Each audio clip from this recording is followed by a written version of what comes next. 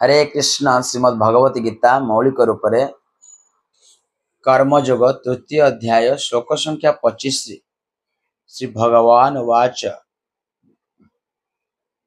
सक्तः कर्मणि अविद्वांसो यथा कुर्वन्ति भारत कुर्यात् विद्वान् तथा सक्तः चिकीर्षुलोक संग्रहम।